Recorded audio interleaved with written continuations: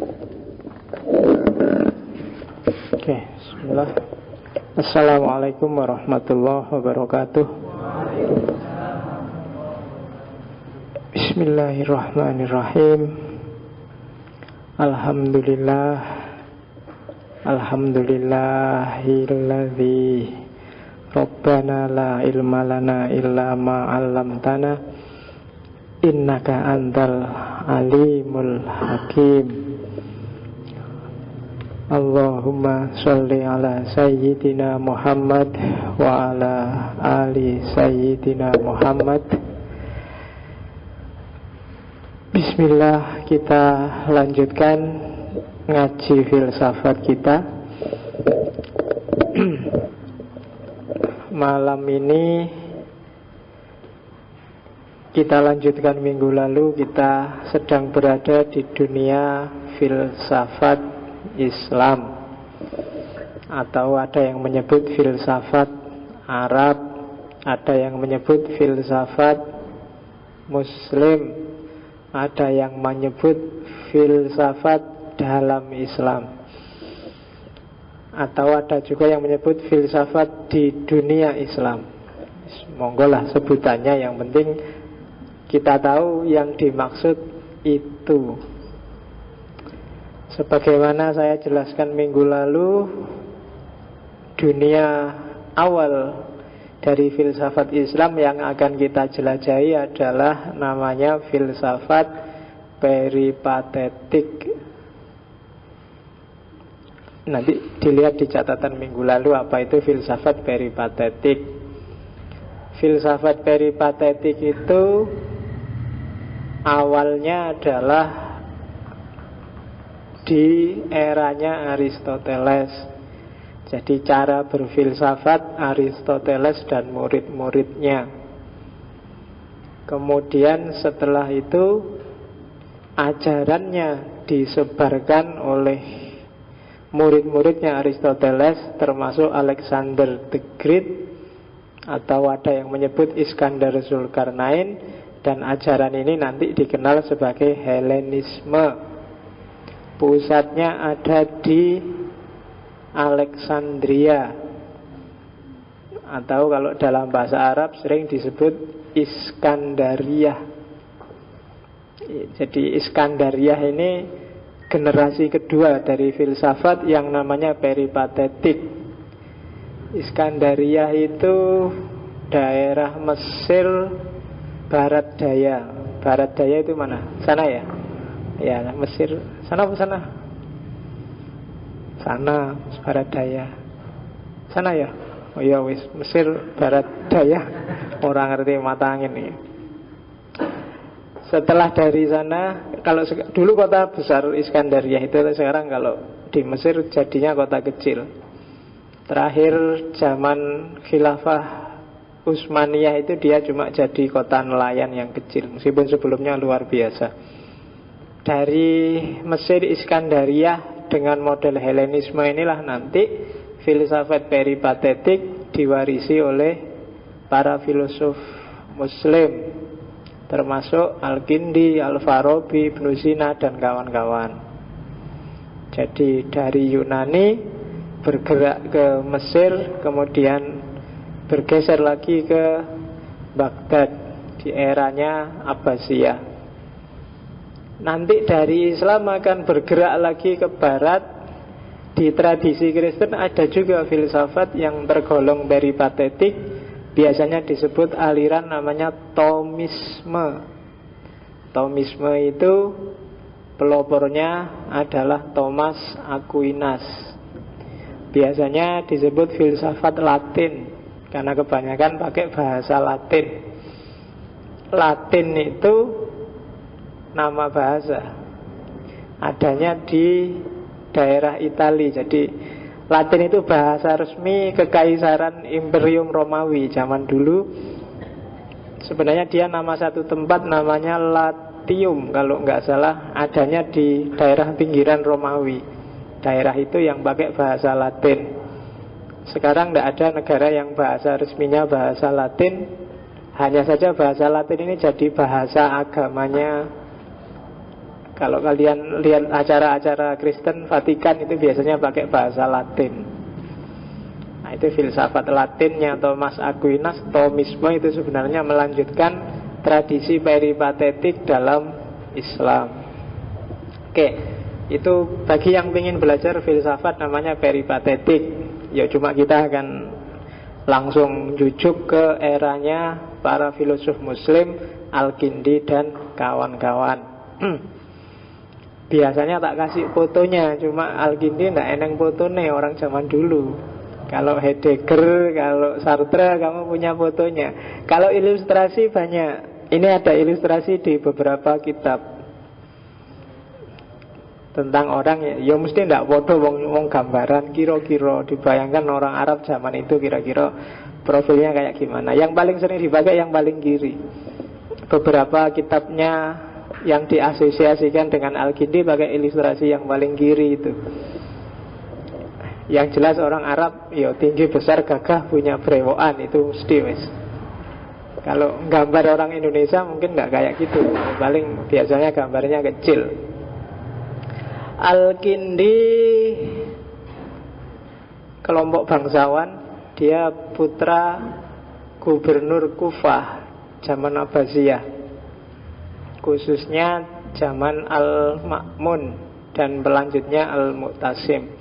Cuma Al-Kindi ini lahirnya di Kufah, besar di Basrah, nanti berkarir dan meninggal di Baghdad. Sekitar dia hidup 72 tahun, agak gampang ngapalinya. Dia lahirnya 801 Masehi dan meninggal 873 Masehi. Jadi sekitar abad ke-9 awal itu munculnya Al-Kindi. Orangnya tekun, pinter, menguasai banyak bahasa, sampai dia digelari filosof karena dia ilmunya sangat luas, wawasannya macam-macam. Hampir semua bidang dia kuasai. Yang paling ahli matematika, logika, filsafat, kemudian astronomi, astrologi, sejenis itu. Yang lain banyak. Kalau baca buku-bukunya ada yang tentang parfum, ada yang tentang musik, ada yang tentang senjata, tentang pedang, ada kriptologi, ilmu untuk memecahkan kode, itu Al-Kindi sudah nulis. Kemudian banyak, hampir semua bidang dia kuasai, termasuk farmasi, kedokteran, ketabiban, itu dia kuasai semua. Termasuk ilmu nujum, ilmu ramal dia kuasai.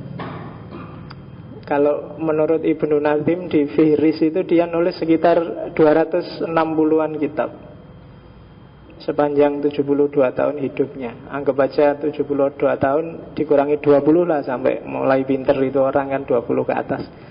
Berarti dia 50 tahun hidupnya nulis 260 buku. Dan itu bukunya bukan kayak buku kamu, buku puisi atau buku koleksi dari internet. Buku-buku yang luar biasa yang menginspirasi dunia. Hampir semua bidang ada. Itu Al-Kindi. Profilnya saya tidak tahu gimana, cuma ada satu naskah yang bilang karena dia bangsawan maka pribadinya agak ya nek bangsawan itu agak jaim lah, agak ya kalau bahasa agamanya ya dia sangat menjaga muru'ah. Jadi menjaga muru'ah itu ya jangan sampai melakukan sesuatu atau kelihatan melakukan sesuatu yang menjatuhkan citranya sebagai seorang intelek, seorang bangsawan, seorang yang terpandang. Itu gayanya Al-Kindi. Dia filosof besar, siapapun mengakui. Hidup di zaman ketika sains dan pengetahuan memuncak dalam sejarah Islam, yaitu zaman Abbasiyah Al-Ma'mun. Dia tokoh besar di satu lembaga yang didirikan oleh Al-Ma'mun yang namanya Baitul Hikmah. Jadi kalau di bahasa Inggris diterjemahkan biasanya The House of Wisdom, yang hancur setelah dinasti Abbasiyah dihabiskan oleh Mongol dan lain-lain, yang sampai hari ini tidak bisa bangkit lagi. Baitul Hikmah itu, di Baitul Hikmah itu aktivitas intelektualnya luar biasa, perpustakaannya luar biasa. tempat yang paling menyenangkan bagi seorang ilmuwan. Semua fasilitas dijamin di situ. Jadi kalau kamu pinter pada zaman itu, alamat kamu terjamin lahir dan batin. Era itu negara menjamin segala-galanya, kamu cuma disuruh mikir, disuruh sekolah tok. Kalau di sini kan beda, kamu pinter pun gak jaminan. IP-mu 4 aja ya masih nganggur kalau lulus. Kalau zaman dulu enggak. Zaman dulu kalau ada orang pinter enggak akan sia-sia hidupnya. Itu yang bikin kamu agak males di Indonesia ini. Coba negara menjamin siapa pinter, tak jamin wis pokoknya otomatis akan dipelihara oleh negara. Oh itu mungkin kamu semangat loh belajar itu. Jadi undang-undang itu harus ditambah. Selain fakir miskin dan anak terlantar, juga orang-orang pinter dipelihara oleh negara, biar kamu tertantang untuk jadi orang pinter. Mau kamu kan sekarang pesimis, pinter nggak pinter ya podo wae. IP 4 sama IP 2 lulus ya podo nganggure. Berakhir dengan nongkrong bareng di pinggir jalan, mengeluh berdua kenapa kok sama-sama nganggur. Padahal yang satu IP-nya 4, yang satu IP-nya 2. Jadi negara nggak peduli sama kamu. Oke, kalau di zaman Al-Ma'mun nggak, ilmuwan itu sangat dijamin. Yang paling kamu kenal kan ada penerjemahan besar-besaran. Jadi saat itu untuk bisa umat ini pinter, maka harus disediakan fasilitas. Kalau fasilitas bahasa tidak banyak orang ngerti, karena banyak karya-karya filsafat kelas tinggi, buku-buku penting itu dalam bahasa lain, bahasa Yunani, bahasa Latin, bahasa Syriak zaman itu, ya harus diterjemahkan dalam bahasa Arab biar orang pinternya bertambah banyak. Maka lahirlah kelompok-kelompok penerjemahan. Ada 2 kelompok besar yang dikenal saat itu. Yang pertama untuk menerjemahkan ilmu-ilmu tradisional, yang dari situ nanti lahir ilmu kalam, ilmu fikih dan lain-lain, usul fikih dan lain-lain. Ada satu kelompok lagi yang menerjemahkan ilmu-ilmu yang disebut, seperti disebut minggu lalu, ulumul awail, ilmu-ilmu kuno, termasuk diantaranya filsafat. Kalau yang tadi kelompok pertama itu penerjemahnya, ketuanya namanya Hunain bin Ishaq. Kalau yang kelompok kedua ini, ketuanya namanya Al-Kindi. Jadi Al-Kindi adalah ketua tim penerjemah untuk Al-Ulum Al-Awail, termasuk filsafat antara lain. Maka dia jadilah seorang ahli dalam bidang filsafat. Itu pengantar tentang Al-Kindi. Meskipun setelah Mu'tazilah jatuh, madhabnya negara sudah tidak percaya lagi dengan madhab rasional, mengambil madhab tradisional, dinasti rasional berakhir, nasibnya Al-Kindi juga berakhir. Setelah Mu'tazilah jatuh, dia kok malah sakit-sakitan. Kemudian dia, madhabnya dianggap berlawanan dengan madhab negara. Akhirnya dia diasingkan dan meninggal dalam pengasingan. Itu akhir hidupnya Al-Kindi. Nama lengkapnya adalah, Al-Kindi itu sebenarnya desanya tempat lahir disebut Al-Kindi. Kalau kamu lahir di Kolombo ya berarti Al-Kolombi. Kalau kamu hidupnya di Sapen ya Al-Sapini. Itu maka kalau Al-Kindi itu karena dia lahir di satu desa namanya Kindah. Nama lengkapnya adalah Abu Yusuf Yakub bin Ishaq. Punya gelar As-Sobah, punya gelar lagi Al-Kindi. Al-Kindi itu sebenarnya gelar nama tempatnya. Saya tidak tahu kenapa dia punya gelar As-Sobah. Mungkin karena rajin sholat subuh atau rajin bangun subuh. Pokoknya dia punya As-Sobah. Nama Nabi dijajar semua di namanya Abu Yusuf. Berarti dia punya anak namanya Yusuf. Nama aslinya sendiri Yakub. Bapaknya namanya Ishak. Jadilah namanya terus panjang, Abu Yusuf Yakub bin Ishak As-Sobah Al-Kindi. Nah, besok kalau kamu jadi orang terkenal, kamu gituin. Kalau sudah punya anak, ya anakmu namanya siapa? Berarti Abu siapa, Nama aslimu siapa, nama bapakmu siapa, julukanmu siapa, terus kamu lahir di mana. Jadi tua banget kan itu. Jadi kalau anakmu namanya Ahmad, ya Abu Ahmad. Namamu sendiri Soleh, Abu Ahmad Soleh bin bapakmu misalnya Muhammad, Soleh bin Muhammad. Gelarmu adalah anak pinter ya, berarti apa gelar As-Solihi, aslinya dari Madura ya Al-Maduri. Nah, tunggu wis gelarmu. Jadi kalau bikin nama kayak gitu, kayak meskipun dunia kenalnya Al-Kindi saja. Nah, kalau kamu ya kenalnya Al-Maduri aja kalau pakai gelar yang itu. Oke.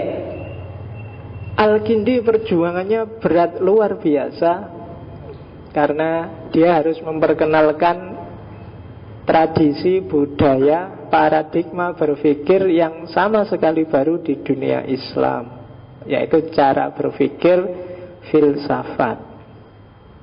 Karyanya yang paling terkenal dan mungkin bisa kamu download dari internet yaitu Falsafah Al-Ula. Karena nggak banyak karyanya yang nyampe ke kita, filsafat pertama. Ada beberapa yang luar biasa khususnya dalam bidang sains dan matematika. Cuma saya nggak paham kalau baca itu, bukan bidangku. Tapi kalau Al-Kindi paham. Kalau zaman dulu itu orang sampai digelari filosof, itu kemungkinan besar dia memang ahli dalam sangat banyak cabang keilmuan. Makanya kamu sering dengar istilah bahwa filsafat adalah induknya semua ilmu. Karena memang ahli filsafat zaman dulu itu ya ngerti segalanya. Hampir semua bidang dia ngerti. Dan tampak dalam diri para filosof muslim zaman dulu. Oke, kita lihat pelan-pelan sekarang. Mulai pikiran-pikirannya apa sih yang diperjuangkan oleh Al-Kindi dan isu-isu utama apa, termasuk cara berpikir seperti apa yang dibawa oleh Al-Kindi ke dunia Islam. Orang Barat sering menjulukinya sang filosof Arab. Kalau dalam Islam dia disebut bapak filsafat Islam, karena dia orang pertama yang secara khusus dan serius mengkaji dan membahas isu-isu filsafat di dunia Islam secara disiplin. Sebelumnya nggak ada orang mikir, kan filsafat itu mikir ya banyak. Cuma isu-isu khusus kefilsafatan itu dimulai dari Al-Kindi. Apalagi dia sangat dikenal sebagai penerjemah buku-buku filsafat, dan dia sangat terpengaruh oleh filsafatnya Aristoteles. Ada tiga hal yang sangat berpengaruh dalam diri Al-Kindi. Yang pertama adalah Mu'tazilah, cara berpikir rasional. Yang kedua adalah Aristoteles. Dan yang ketiga Plotinus dengan neoplatonismenya. Aristoteles itu kan yang punya peripatetik awal, sementara Plotinus itu peripatetik generasi kedua yang tadi pusatnya di Iskandaria. Oke. Katanya Al-Kindi, filsafat itu ilmu yang mengejar hakikat kebenaran sesuatu menurut kesanggupan manusia. Tak kasih tanda merah karena itu definisi yang khas dari Al-Kindi. Definisi filsafat sebelumnya selalu orang egois bahwa filsafat itu cari kebenaran titik. Seolah-olah manusia bisa nyampe ke kebenaran yang puncak. Nanti di Al-Kindi dijelaskan bahwa enggak lah, sak kuat-kuatnya akal ada beberapa kok yang enggak bisa dijangkau oleh akal. Maka Al-Kindi nambahi menurut kesanggupan manusia. Itu penting biar para filosof tidak arogan, tidak merasa bahwa pencapaiannya adalah yang paling puncak. Akal pun terbatas, tapi penting orang harus pakai akal. Maka filsafat itu nyari kebenaran menurut kesanggupan manusia. Isinya yang paling utama ilmu ketuhanan, yang ilmu keesaan itu sebenarnya sama tentang Tuhan. Ilmu keutamaan fadilah, maksudnya nanti etika. dan ilmu tentang semua yang berguna dan cara memperolehnya, serta cara menjauhi perkara-perkara yang merugikan. Jadi ngomong tentang semua hal yang bermanfaat dan cara memperolehnya, juga semua hal yang merugikan dan cara menjauhinya. Itu semua filsafat. Jadi definisi ini ada bau praksisnya. Jadi filsafat itu tidak cuma mikir. Dan ini meloncat jauh. Kalau filsafat barat, orang sadar praksis itu sejak Karl Marx. Sebelumnya dianggapnya filsafat itu wacana-wacana akal. Tapi jauh sebelum Karl Marx, Al-Kindi sudah mendefinisikan filsafat dengan bau praksis. Makan abad 17. Sementara Al-Kindi abad 89, dia sudah ngomong praksis. Kata-kata menurut kesanggupan manusia, bahwa karena setiap manusia punya keterbatasan, setiap orang tergantung konteksnya, setiap orang punya kapasitas sendiri-sendiri, itu bagi saya jauh mendahului asumsi-asumsi berpikir orang hari ini yang disebut postmodern. Kesadaran tentang kapasitas manusia. Dan ini bagi saya canggihnya Al-Kindi. Jadi kita mengejar jauh-jauh Derrida, kita ngejar jauh-jauh Heidegger kemarin. Sebenarnya kalau diawali dari Al-Kindi kita sudah ketemu bahwa filsafat itu sebenarnya sesuai kapasitas manusia dan ada tidak cuma teori, dia juga berbau praksis. Seperti yang kedua itu, tujuan seorang filosof itu bersifat teoritis dan juga bersifat praksis, bersifat amalan. Jadi orang bijaksana, filosof itu tidak cuma orang yang ngerti kebenaran, tapi juga orang yang bisa mewujudkan kebenaran yang sudah dia pahami dalam tindakan. Nggak penting kamu ngerti mana baik buruk, tapi nggak bisa menjalankan. Levelmu masih ilmuwan kalau masih ngerti, tapi kalau sudah bisa mewujudkan kebenaran, baru kamu bisa disebut filosof. Itu Al-Kindi. Jadi kalau cuma diskusi filsafat gampang, kalau cuma belajar filsafat, ngaji filsafat gampang. Yang berat itu setelah ngaji ini kamu bisa nggak mewujudkan kebenaran yang kamu temukan dari ngaji. Oh, itu berat. Termasuk saya yang ngomong. Jadi ini usikum wa nafsi bitaqwallah ini kan berarti. Jadi ngandani saya sendiri karena tidak gampang loh. Nanti kita lihat kenapa tidak gampang. Kalau Al-Kindi menjelaskan sampai ke kenapa kok tidak gampang, karena ada unsur kejiwaan nanti. Jadi filsafat kalau di Al-Kindi itu adalah wacana teoritis sekaligus wacana praksis. Bukan cuma ngomong tapi juga mewujudkan.